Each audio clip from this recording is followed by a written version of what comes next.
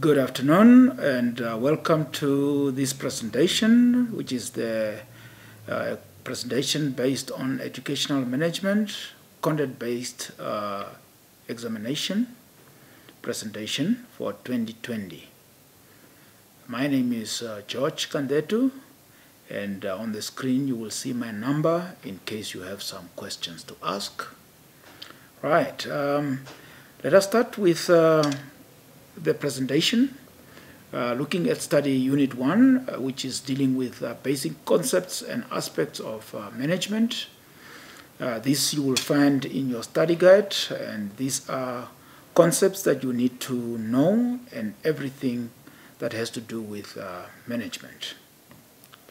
First of all, I just want to give a general comment that you are guided by your learning outcomes in every unit that you are going to study. So it is very important that you read all the learning outcomes for each and every unit. And after you have completed all these units, you should be able to master all the learning outcomes. So the learning outcomes are actually the one that give you the idea of how deep you should go in terms of studying. Please bear in mind that we are not allowed to give you a scope or to give you work to be covered during examination. You need to study all units as you are guided by the learning outcomes. However, I will highlight certain topics that you will find hard to answer, as well as common mistakes that students tend to make, especially during examinations. Right, first of all, if we look to those concepts, management, manager, and administration, these are distinct concepts. You need to understand what does management mean, what does manager refer to, and administration. And here I'm talking about manager in the educational sense, which is actually the head of department as a manager, and administration. So in front of you, you will see now the definition, and I will explain a little bit what that graph or what that illustration mean.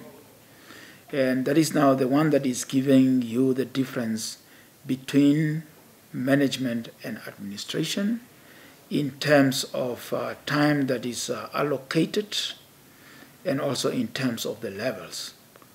On my right hand side, you have the levels, namely the top level management, middle level management, and also the lower level management. I must explain to you that in terms of school setup, the top level management will represent the principal, and the middle level management will represent the heads of department, while the lower level management will represent, it could be section heads or subject heads, and so on. But now in terms of administration versus management, you will see that on the top right hand corner, it shows a smaller percentage of what the management has to do.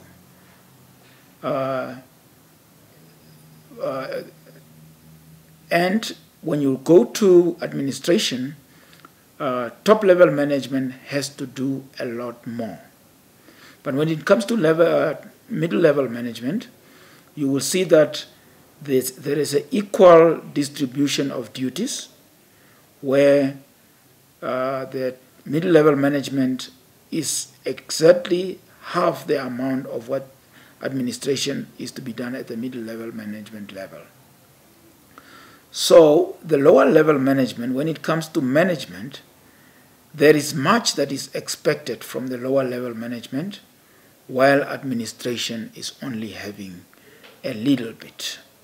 So that is what that illustration means. And if you go and read your study guide, you will see the description, what I mean by that. And then the topic management, manager, and administration. Here you can look at the characteristics of management. It is very well explained in the document, in the study guide. What are the characteristics of management? For example, that management, it's very well oriented. And then classroom management. Here you can study about classroom management, and you can look specifically to the behavior, because classroom management includes how the learners behave in a classroom situation. If you have sound classroom management, you can get the learners under control in terms of their behavior. Similarly, you can look at the characteristics of a profession. They are very well itemized and described in your study guide. What are the characteristics of a profession? The scopes and duties of a principal. Here you can look at the scope of duty from different angles. You can look at the scope of duty of a principal from a leadership angle. You can also look at it about the staff welfare. How does a principal look after his or her staff? How does the principal, in terms of his or her duty, how does the principal look at the development of the staff? And also the general management of staff. So you need to familiarize yourself on the scope of duty of a principal in terms of leadership, staff welfare, development, and management.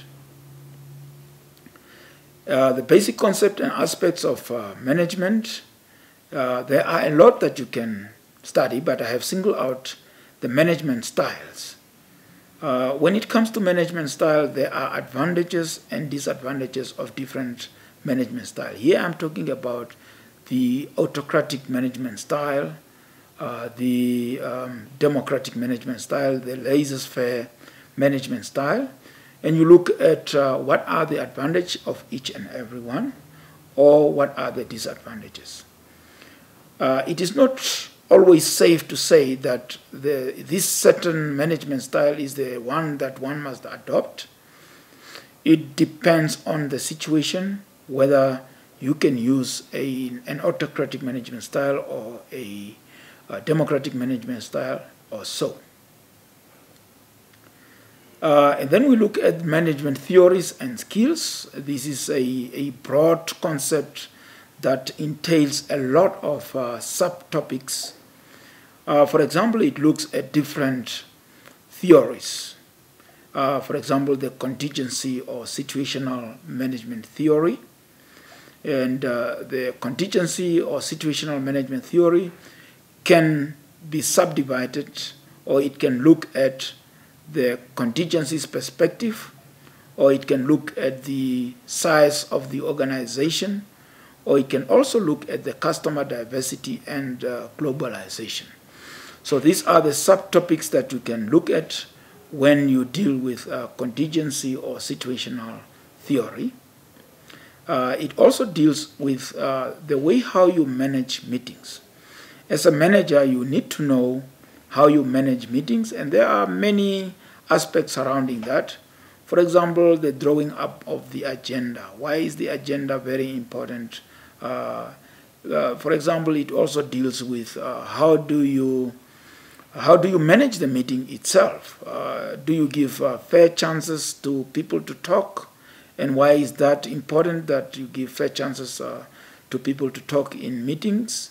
How do you schedule your meetings? All that are aspects under management theories and skills. Seventh management theory, that is also a theory, and this theory compare 7 leadership as opposed to ineffective leadership. You can have a very good comparison between those two types of leadership. It also look at how to manage computer center. We know nowadays that we cannot live without computers, and almost every school has computers, and these computers must be managed. The learners using the computers must be managed in a certain way, The moment you have chaotic situation in a computer center, it might lead to computer being broken and so on. Multiculturalism.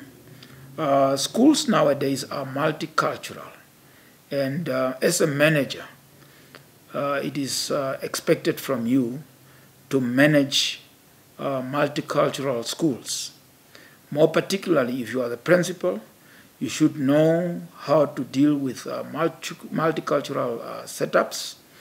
You yourself as a person must position yourself in such a way that you are able to accommodate multicultural dimensions.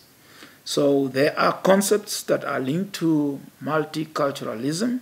So you can discuss multiculturalism as a concept, and we can even bring it down to a classroom situation where you are expected to manage a multicultural, diverse classrooms. What is it that you need to do in order to manage a diverse classroom? Still on management theories and skills, it also looks at the management of ethics in schools. We know that as a manager, there are certain ethics expected from you in a school setup. What are these ethics? How do you manage these ethics? And how do you promote ethical conduct in a school setup?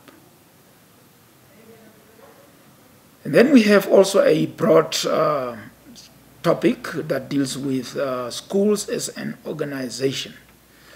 I have singled out a few aspects that we can look at. For example, the role of school culture. School culture is very important as opposed to individual or ethnic cultures. You need to adopt a school culture that is unique to that particular school. A school needs to be known for certain things that are only endemic to that particular school. The way you conduct yourself, the values and attitudes that you uphold at that particular school determine a particular school culture.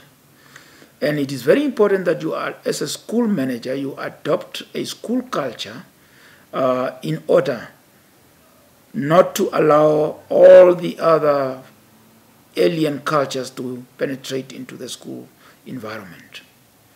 And school culture also can also be of benefit to minority children, for example, the Bushmen, the Ovahimba people, and so on. It can be of benefit, but also, if it is not managed very well, it can be detrimental to them, because at times they are absorbed in this school culture, or if it is not managed very well, they are absorbed into this culture and they feel threatened. That's why, as a manager, you really need to know how to manage culture effectively. It deals also with managing HIV and AIDS in schools. There are policies that are guiding HIV and AIDS in schools, and as a manager, you should be able to know these policies and to promote policies that protect learners or teachers that are HIV positive or those that are living with AIDS. So as a manager, it is also part of a manager to be able to do that. Types of organization. There are two types of organization. We have the public sectors and also the private sectors. You need to know about them and also to be able to describe and give the difference between public sectors and private sectors. The school is a professional organization.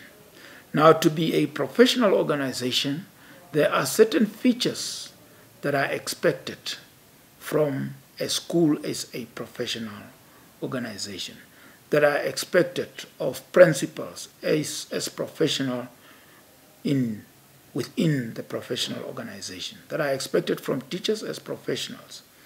Now, in particular, when you look at the role of the principal, it is changing compared to the traditional way of how the principal was perceived just as a head of organization. The principal is now an instructional leader within the school as a professional organization. So I need you to look at those features of a professional organization and be able to describe what are the changes that are expected in the contemporary principal. Universal rights and responsibilities. Both principals, teachers, and learners have responsibility that are enshrined in the Constitution, and they have the rights, but as we always say, their rights goes together with responsibilities. You will need to highlight these rights and responsibility. Code of ethics for principals, I have alluded to that already, that as principal, we work according to certain code of ethics, and those code of ethics must be upheld at all time. You need to describe what are the code of ethics for a principal.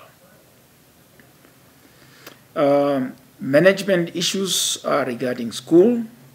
When we look at the roles and responsibility of a head of department, they are actually in your study guide divided according to different categories. Those that are dealing with the curriculum, those that are dealing with the welfare of teachers, and so on. So there are many of them, and you will need to be able to describe what are the roles and responsibility of a head of department. The Maslow theory of human motivation, with a particular focus on staff performance and achievement. We know that the Maslow theory can be used as a motivating factor to motivate the staff to do their best. As you know, the Maslow triangle starts with the lower needs, and it also goes to those needs that teachers will need in order for them to come on top as far as that triangle is concerned. The importance of parental involvement and how to enhance their environment. We know that a school cannot run without parental involvement. What are these involvement? And what is expected from the parent in order to bring their side, and how do we enhance that involvement as managers of a school? Rewards and recognitions is very important for the teachers and also for the learners, and you need to say how these rewards and recognitions are done at your schools. How are learners being, how are they recognized? So in terms of getting prizes for achievement, not only academically, but also from the non-academic activities.